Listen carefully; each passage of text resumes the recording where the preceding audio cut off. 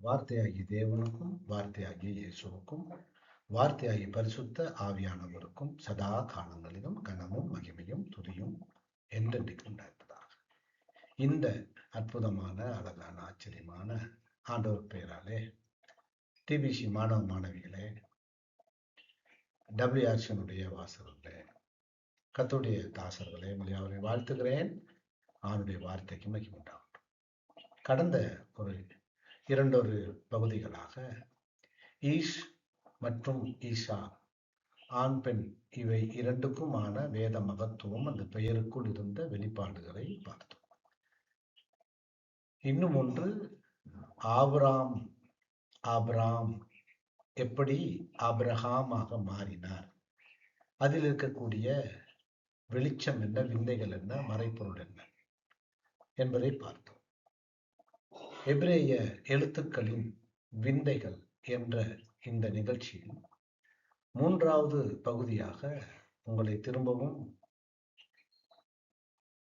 வரவேற்பதை நான் மற்றற்ற மகிழ்ச்சி அடைக்கிறேன். கர்த்தருடைய வார்த்தைக்கு மகிமையுண்டாகட்டும். இன்றைக்கு நான் பார்க்க போவது ஆதியாகமம் 17:15 நான் வாசிக்கிறேன்.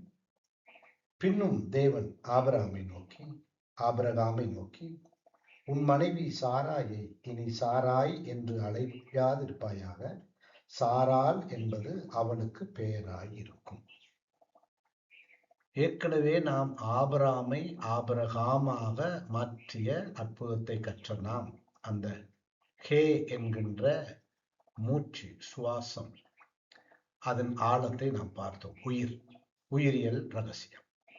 இங்கே சொல்லுகிறார் ஆபிரகாமுக்கு, இனி உன்னுடைய மனைவியை சாராய் என்று அழைக்காதே, சாரா என்று அழை. ஆகையினாலே சாராய் என்றால் ஷீன் ரேஷ் யோத், சாராய். இப்பொழுது எப்படி அழைக்க வேண்டும் என்று சொல்லுகிறான்? சீன் ரேஸ் ஹே, சாரா என்று. எபிரேயத்திலே சாரா, தமிழ் பைபிள்ல சாராள் என்று இருக்கிறது. இந்த இல் விகுதி இருக்கிறதாலே இது பெண் பாலையும், அதே போல இன்விகுதி இருக்கும் இடத்திலே முடிவிலே அது ஆண் பாலையும் தமிழ் இலக்கணம் கருதுகிறது. ஆகையால் இங்கே சாரா என்று விட்டுவிடாமல் சாராள் என்று அந்த பெயருக்கு ஒரு பெண்பால் விகுதியை கொடுத்திருக்கிறார். இப்பொழுது எபிரேயத்திலே சாரா, ஷீன் ரேஷ் ஹே. இது ஏன் மாற்றப்பட்டது? ஆண்டவர் தம்முடைய தாசர்களுக்கு, தம்முடைய மக்களுக்கு பெயர்களை மாற்றும் பொழுது அந்த பெயருக்குள்ளே ஏராளமான வெளிப்பாடுகளை, தீர்க்க தரிசனங்களை வைத்திருக்கிறார். இப்பொழுது அந்த வரிசையில் தான் நாம் பார்க்க போகின்றோம். வினை சொற்களும் சரி, சில நேரங்களிலே எபிரேயத்திலே வினை சொற்கள் வேர் சொற்களாக மாறுகிறது. சில நேரங்களிலே வினை சொற்கள் பெயர் சொல்லாகவும் மாறுகிறது. இப்பொழுது பாருங்கள், சாராய். இந்த சாராய் என்கின்ற பெயர் சொல்லுக்குள்ளே சர் என்கின்ற வினை இருக்கிறது.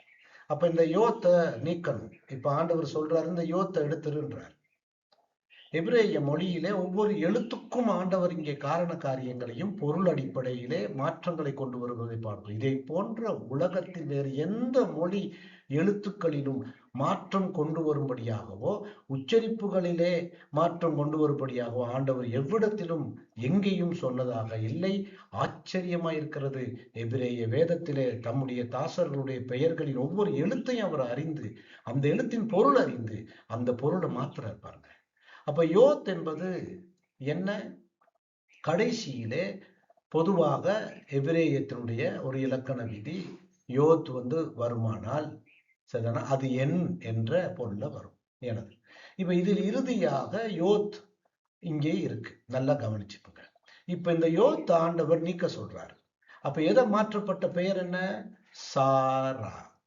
சீன் ரேஷ் யோத்தை நீக்கிட்டு, இல்லையா, இந்த யோத்தை நீக்கிட்டு ஹேய கொண்டு வாங்க.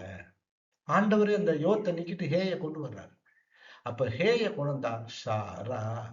எதற்காக யோத்தை நீக்கணும்? யோத் என்பது ஒரு தடையாகவும் ஒரு அடைப்பாகவும் இருக்கிறது. ஆகையினாலே ஹே என்ற எழுத்தை நீங்க பாத்தீங்கன்னா, இது ஒரு பலகனி, ஜன்னல். அல்லது வெளிப்பாடு அல்லது உயிரியல் ரகசியம் என்று பொருள். இப்ப மாற்றத்தை பார்த்தால் இறுதியில் இருந்த யோத் நீக்கப்பட்டு, அதாவது அதனுடைய நியூமரிக் வேல்யூன்னு சொல்லக்கூடிய எண் மதிப்பு என்னவென்றால் 10. எபிரேயத்தில் ஒவ்வொரு எழுத்துக்கும் எண் மதிப்பு இருக்கிறது.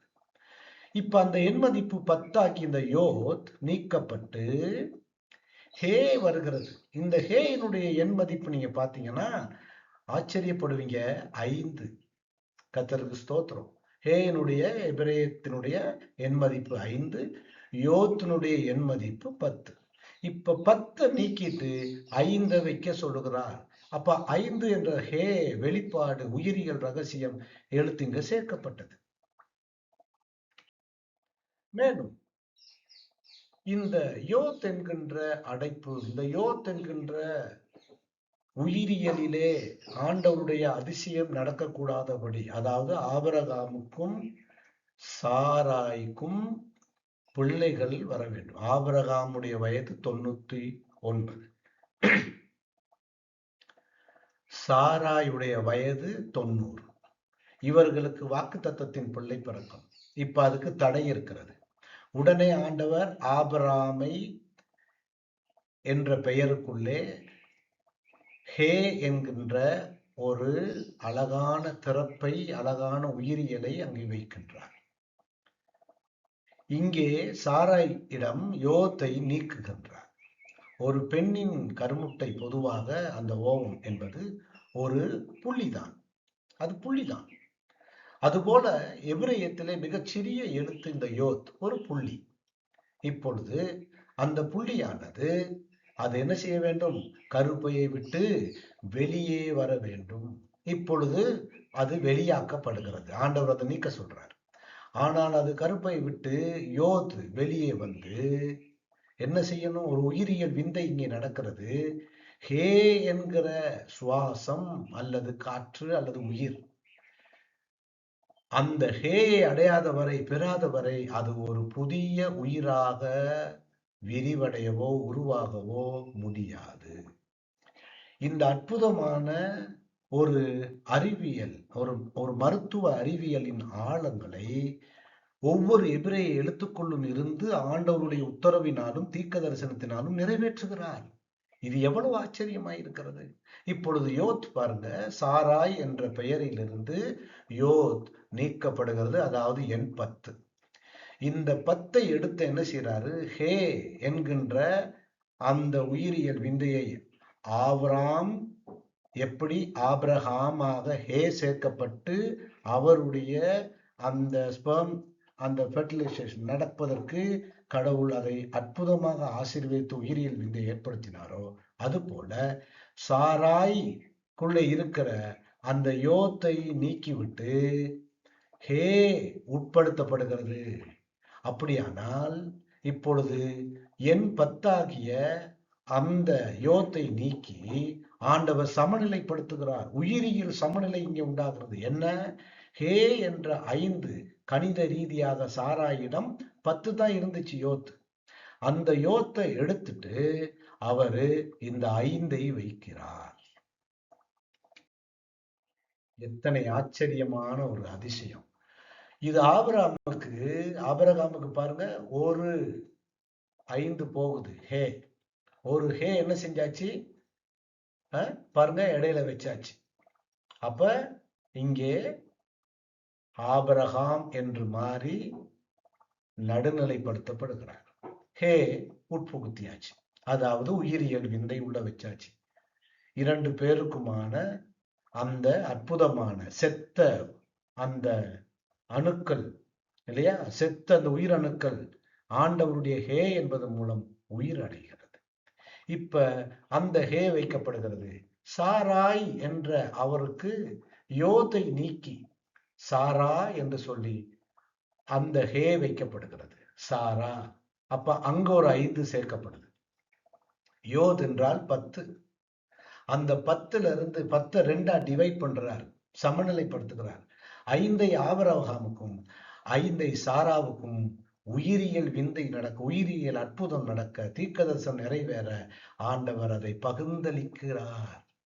கர்த்தருக்கு மகிமை உண்டாகட்டும். இதனுடைய அதிசயம் என்ன அப்படின்னு கேட்டீங்கன்னா, சாராய் என்கின்ற இந்த யோத்த அவரு என்பது ஒரு சிறிய புள்ளின்னு சொன்னேன். அந்த சிறிய புள்ளி அதனுடைய அர்த்தம் எனதுன்னு அர்த்தம். அப்ப சாராய்னா என்னது? அந்த ஒரு எனது என்றது ஒரு உடைமையை குறிக்கும், என்னுடையது இல்லையா? ஒரு பர்சனலா நம்ம கிளைம் பண்றத குறிக்கும்.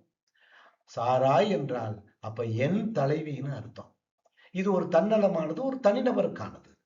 இதை ஆண்டவர் அப்படியே மாற்றார் பாருங்க. இனிமே நீ சாராயா இருக்க மாட்டாய். சாரா என்று தன்னலமான என் தலைவி என்ற குறிப்பிட்ட ஒரு நபருக்கான தலைவியாய் இருக்க மாட்டாய்.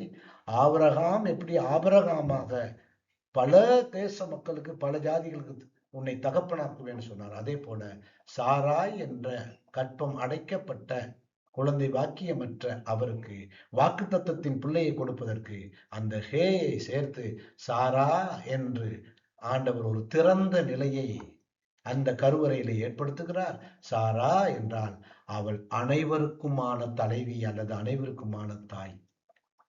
இது பொதுவானதாக ஆண்டவரால் கொடுக்கப்படுகிறது. தன்னலம் கொன்ற அந்த பெயரை பொதுவானதாக மாற்றுகிறார். எத்தனை ஆச்சரியமான அதிசயம்! இது ஆண்டவரே சொல்லி இந்த எழுத்துக்களை மாற்றுகிறார், இந்த உச்சரிப்பை மாற்றுகிறார். பாருங்களேன், ஆதியாம் 17, 15, 16 படித்து முடிப்போம். பின்னும் தேவன் ஆபிரகாமை நோக்கி, உன் மனைவி சாராயை இனி சாராய் என்று இருப்பாயாக. சாராள் என்பது அவளுக்கு பேராயிருக்கும். நான் அவளை ஆசீர்வதித்து அவளாலே உனக்கு ஒரு குமாரனை தருவேன். அவள் ஜாதிகளுக்கு தாயாகவும் அவளாலே ஜாதிகளின் ராஜாக்கள் உண்டாகவும் அவளை ஆசீர்வதிப்பேன் என்றார். ஆமேன். கர்த்தருடைய வார்த்தைக்கு சகல கன மகிமை துதி உண்டாகட்டும். எவ்வளவு ஆச்சரியம், எத்தனை அற்புதம்! இந்த எபிரேய எழுத்துக்கள் வெறும் எழுத்துக்கள் அல்ல, அவை உயிர்கள். இந்த எழுத்துக்களின் உச்சரிப்புகள் ஆண்டவரிடத்திலிருந்து வருகிறது. அவரே சொல்லிக் கொடுக்கிறார், எங்கே மாற்ற வேண்டும், எங்கே சேர்க்க வேண்டும். இதையெல்லாம் அவருடைய ஆலோசனை பேர ஆதி பெற்றோராகிய ஆபிரகாம் மற்றும் சாராளுடைய வாழ்க்கையில கர்த்தர் வாக்குத்தத்தத்தின் பிள்ளையை கொடுத்து ஆசீர்வதிக்கிற அற்புத விந்தையை பார்த்தோமே. அவருக்கே சகல கன மகிமை துதி உண்டாவதாக. இன்னொரு வேத மகத்துவத்துடன் அடுத்த எபிசோட்ல உங்களை சந்திக்கிறேன். Thank you, thank you. God bless you everybody. God bless you. கர்த்தர் உங்களை ஆசீர்வதிப்பாராக. ஆமென்.